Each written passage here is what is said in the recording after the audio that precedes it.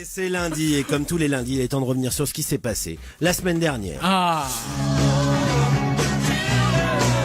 Joe Cocker. C'est qui? Les Rolling Stones. Ah oui, merde. C'est génial. Décidément, rien ne va plus pour le télécrochet. Après avoir retiré Gilbert Rozon du jury suite à des plaintes pour agression sexuelle, l'émission a été victime d'un grand mytho. Un jeune homme de 17 ans nommé Danny Machado est venu se présenter face au jury pour chanter une chanson en hommage à un ami mort dans les attentats du Bataclan. Écoutez. Je revois nos conneries avec on aurait pu faire un film. On était tellement proches, on nous surnommait la Dream Team. Avec toi je pouvais parler de tout car on était entre nous. On se racontait nos peines et nos... Le problème est qu'après plusieurs vérifications, il s'est avéré que son ami nommé Alexandre n'est jamais mort dans cet attentat et n'a sans doute jamais existé. Mais il n'y a rien qui vous choque dans cette chanson ? Je revois nos conneries avec on aurait pu faire un film. On était tellement proches, on nous surnommait la Dream Team. Avec toi je pouvais parler de tout car on était entre nous. C'est que c'est mauvais peut-être. Bah c'est de la merde. Ouais, c'est Insolite, aux États-Unis, des toilettes ont été vendues $100 000. Oui, $100 000 pour poser son cul. La particularité de ce trône est réalisé en or et entièrement revêtu du cuir des célèbres sacs Louis Vuitton. En totalité, ce n'est pas loin d'une vingtaine de sacs qui ont été sacrifiés pour réaliser ces toilettes qui malheureusement ne vous permettront pas de chier des lingots. Suite au tabassage d'un vendeur dans la boutique de son rival Booba, le rappeur Rof a été condamné à 5 ans de prison ferme sans mandat de dépôt.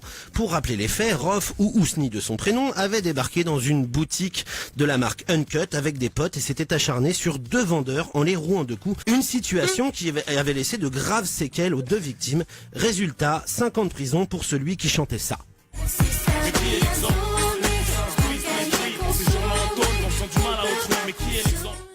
Donc la chanson Qui est l'exemple, dans laquelle le rappeur disait « Qui est l'exemple? Est-ce celui qui s'instruit, se détruit, en séjournant en tôle, en faisant du mal à autrui ?» Bon, en tout cas, l'exemple, c'est pas lui, ça c'est sûr. La bonne nouvelle pour Rof, c'est qu'il pourra retrouver l'intégralité de ses fans en prison. Un coup de gueule sur l'affaire Antoine Griezmann. Eh oui, une polémique créée suite à la photo qu'il a postée déguisé en Harlem Globetrotters et grimé en noir. Je vais juste citer un tweet de Xavier Alberti, que je ne connais pas, mais qui m'a plu. Si nous ne sommes pas capables de nous moquer les uns les autres, de nous grimer les uns les autres et d'en rire ensemble, alors nous finirons dans des camps opposés à nous tirer dessus les uns face aux autres. Fermez les guillemets.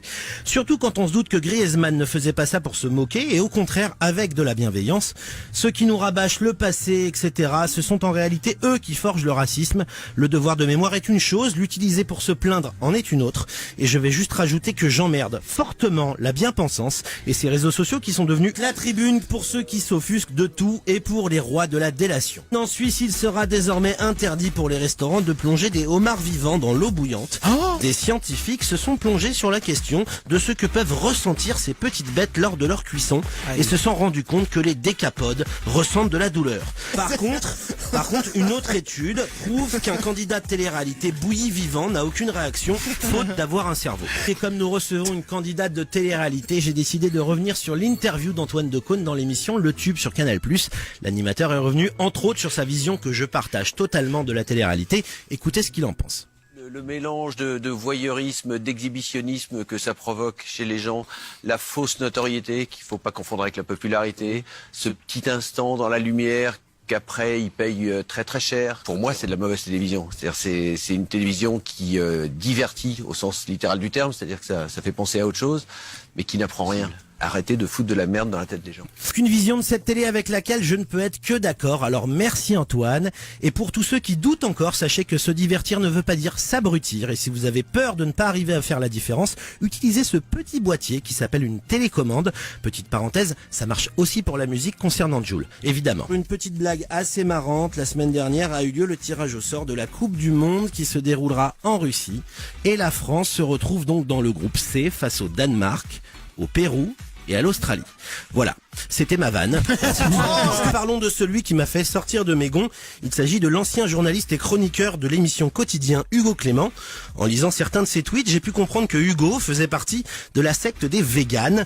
La veille du réveillon de Noël, il tweetait « Le foie gras, c'est bon, et puis c'est la tradition, et puis ça va, c'est les fêtes, si on peut plus se faire plaisir. » Tout ça en ajoutant ensuite une photo d'un article expliquant les manières les moins ragoûtantes de faire du foie gras et la vie et la mort d'un caneton. Voilà. Donc maintenant, je comprends pourquoi les journalistes, on nous considère comme des bobos de seconde zone et donneurs de leçons. Je pense, cher Hugo, que ce genre de discours, il vaut mieux le garder pour vos dîners entre copains à la marque Colincourt. Les gens n'ont pas besoin de votre morale pour être en accord avec ce qu'ils mettent dans leur assiette pour Noël. À bon entendeur. C'est la danse des canards. Pour finir, je vais juste saluer la carrière et la vie de France Gall. La chanteuse et ex-femme de Michel Berger nous a quittés hier à 70 ans des suites d'un cancer. On clôture donc 2017 avec la mort de Johnny et on commence 2018 avec la perte de France Gall. De bien tristes nouvelles pour la musique française. Et pendant ce temps-là, malheureusement, Jul, lui, continue à faire de la musique. Merci, mon Voilà, ami. un bilan très rassurant. Mais ça, c'était la semaine dernière.